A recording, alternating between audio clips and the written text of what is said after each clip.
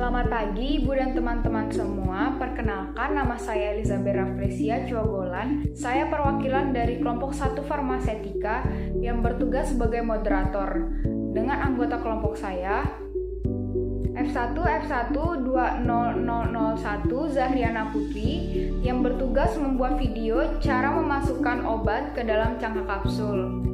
F1 20023 Nyimas Alia Syaharani yang bertugas menjelaskan teori tentang kapsul. F1 20025 Elizabeth Raflesia Cogolan yang bertugas sebagai moderator. F1 20045 Cindy Berliana Putri yang bertugas menghitung bobot kapsul dan membuat PPT.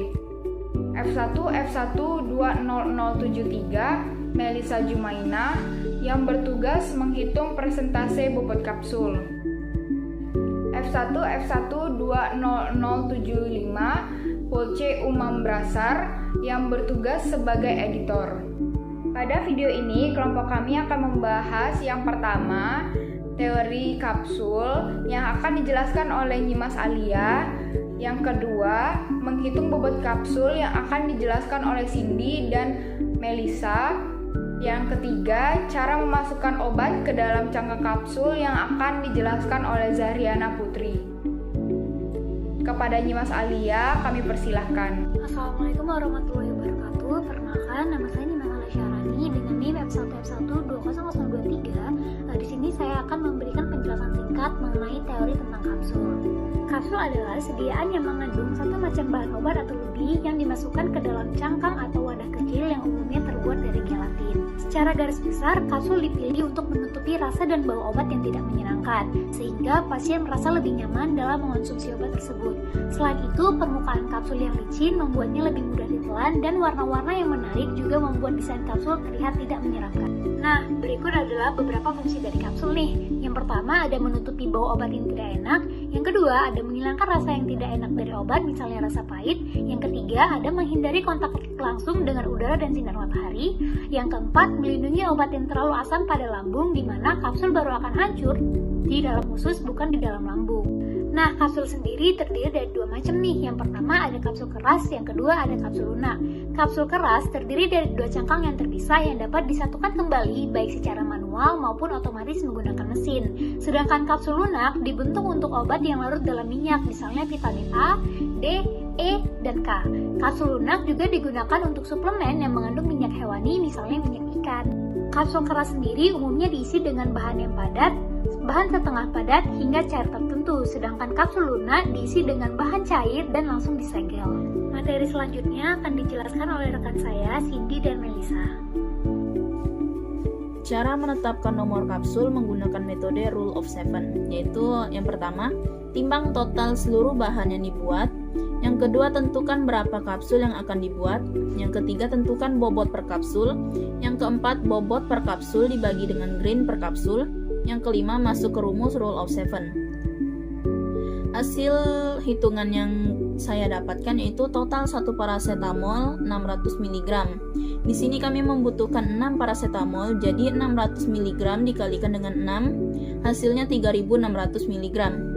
Kapsul yang akan kami buat sebanyak 10 buah. Bobot kapsul yang kami dapatkan yaitu 3600 dibagi 10. 10 merupakan kapsul yang akan kami buat, jadi hasilnya 360 mg. Bobot kapsul dibagi grain yaitu 360 mg dibagi 65. Ingat, grain per kapsul 65. Hasilnya 5,53. Kami bulatkan menjadi 6. Selanjutnya masuk ke rumus Rule of Seven, yaitu 7 dikurang hasil bobot kapsul. Yaitu 7 dikurangi bobot kapsul sama dengan 6 tadi. Jadi 7 dikurangi 6 sama dengan 1. Maka pada pembuatan kapsul ini kami menggunakan kapsul nomor 1. Di sini saya akan menjelaskan tentang uji keseragaman bobot kapsul. Sebelumnya, mohon maaf Ibu dan teman-teman, dikarenakan kelompok kami belum mempunyai timbangan analitik dalam satuan miligram, jadi pengerjaan penimbangan isi kapsul atau serbuk belum bisa dilakukan. Jadi kami hanya menjelaskan tentang cara-caranya saja atau prosedurnya saja. Pertama-tama diambil 10 kapsul, lalu timbang isi kapsul satu persatu, campur semua isi kapsul, hitung berat total. Cari rata-rata dengan membagi berat total dibagi 10 karena kita menggunakan 10 kapsul. Hitung penyimpangan masing-masing bobot terhadap bobot rata-rata parameternya. Rumus yang digunakan untuk mengetahui penyimpangan bobot dari masing-masing kapsul adalah bobot isi kapsul dibagi bobot rata-rata dikali 100%. Nah, hasil dari rumus ini hanya 2 bungkus yang boleh menyimpang lebih dari 10% dan tidak satu pun yang boleh menyimpang lebih dari 15%. Untuk lebih jelasnya, coba perhatikan kolom A dan B. Jika bobot rata-rata yang didapat kurang dari 120 mg, maka tidak boleh ada 2 kapsul atau lebih yang penyimpangannya lebih dari 10%. Dan jika bobot rata-rata yang didapat lebih dari 120 mg, maka tidak boleh 2 kapsul atau lebih yang penyimpangannya lebih dari 15%. Pertama-tama kita siapkan alat dan bahan terlebih dahulu. Untuk alat kita memerlukan kertas perkamen, kapsul, mortir garus, dan lap. Sedangkan untuk bahan kita menggunakan paracetamol dengan 6 tablet. Kemudian garus halus bahan dengan satu arah. Setelah halus, keluarkan dari mortir dengan menggunakan sudip, lalu letakkan di kertas perkamen.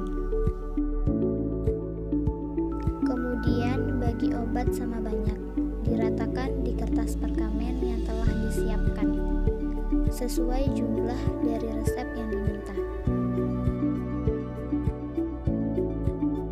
Setelah itu, siapkan kapsul sesuai permintaan resep, yaitu 10 kapsul.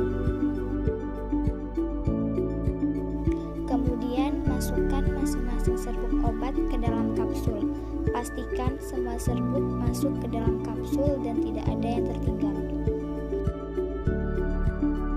Setelah semua serbuk obat dimasukkan ke dalam kapsul, lalu kita bersihkan cangkang kapsul dari sisa-sisa serbuk.